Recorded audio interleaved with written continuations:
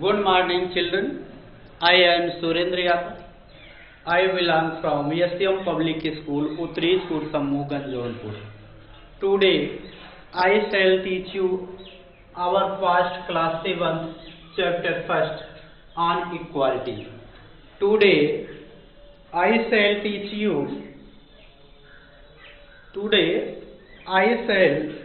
you. You are probably wondering whether India is the only democratic country in which there is inequality and where the struggle for equality continues.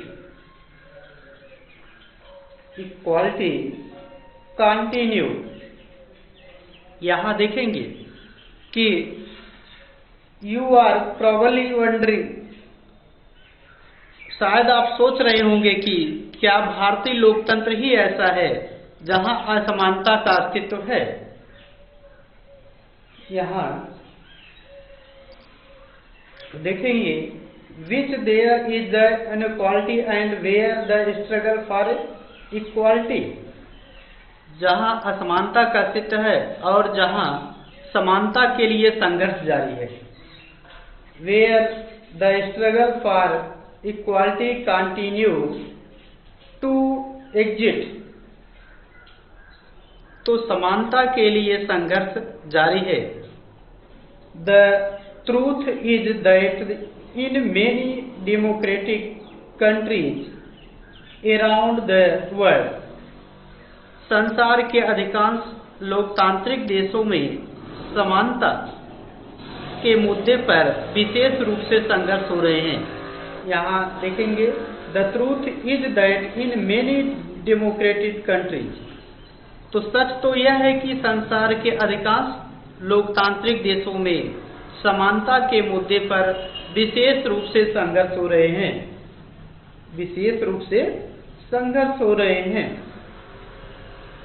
Which committees struggle?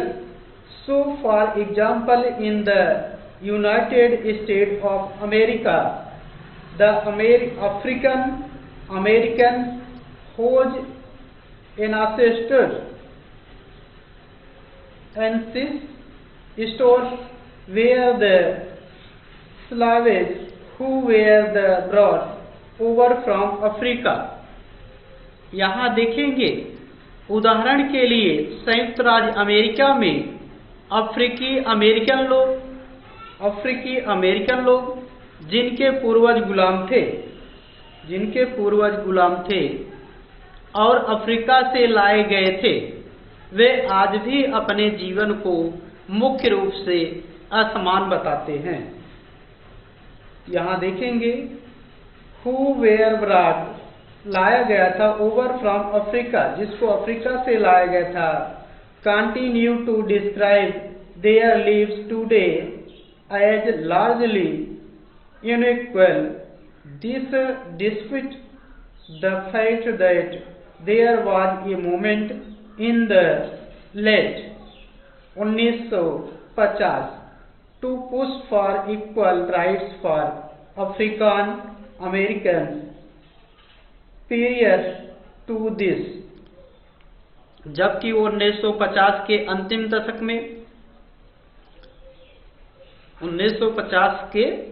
दशक में Africa American को समान अधिकार दिलाने के लिए आंदोलन हुआ था। इससे पहले अफ्रीका अमेरिकन के साथ संयुक्त राज्य अमेरिका में बहुत असमानता का व्यवहार होता था और कानून भी उन्हें समान नहीं मानता था।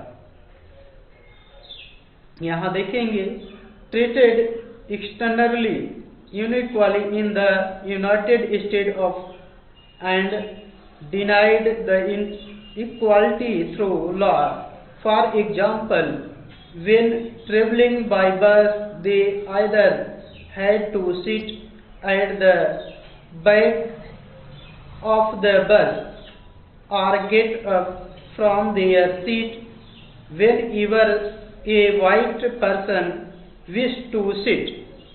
तो यहाँ देखेंगे कि कानून भी उन्हें समान नहीं मानता था। उदाहरण के लिए बस से यात्रा करते समय उन्हें बस में पीछे बैठना पड़ता था।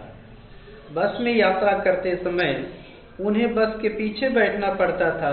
They either had to sit at the back, वे बस के पीछे बैठते थे, of the bus or get up from their seat whenever, या जब भी कोई गोरा आदमी बैठना चाहे उन्हें अपनी सीट से उठ जाना पड़ता था। यहाँ देखेंगे Rosa Park was a African American woman. Rosa Park एक अफ्रीकन अमेरिकन महिला थी जो 1 दिसंबर 1955 को दिन भर काम करके थक जाने के बाद बस में उन्होंने अपनी सीट एक गोरे व्यक्ति को देने से मना कर दिया। रोसा Park was an African American woman tired from a long day at work. She refused to give up her seat on a bus to a white man on 1 December 1955। 1955 में एक दिन काम करके थक जाने के बाद बस में उन्होंने अपनी सीट एक गोरे व्यक्ति को देने से मना कर दिया। Her refusal that day started a huge agitation against the unequal wage in which African Americans were treated and which came to know as the Civil Rights Movement। उस दिन उनके इनकार से अफ्रीकन अमेरिकन के साथ असमानता को लेकर एक विशाल आंदोलन प्रारंभ हो गया। अमेरिकन अफ्रीकन को लेकर के एक विशाल आंदोलन प्रारंभ हो गया जो नागरिक अधिकार आंदोलन या सिविल राइट्स मूवमेंट, जिसे सिविल राइट्स मूवमेंट नागरिक अधिकार आंदोलन कहलाया। नागरिक अधिकार आंदोलन कहलाया।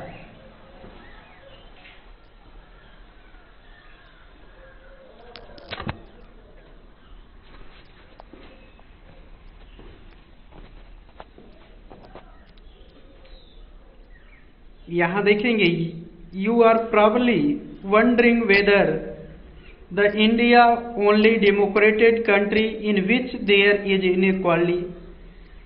शायद आप सोच रहे होंगे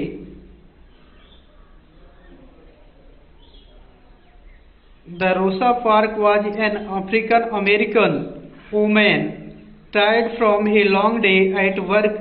she refuse to given up her seat on a bus to white woman on 1 December 1955।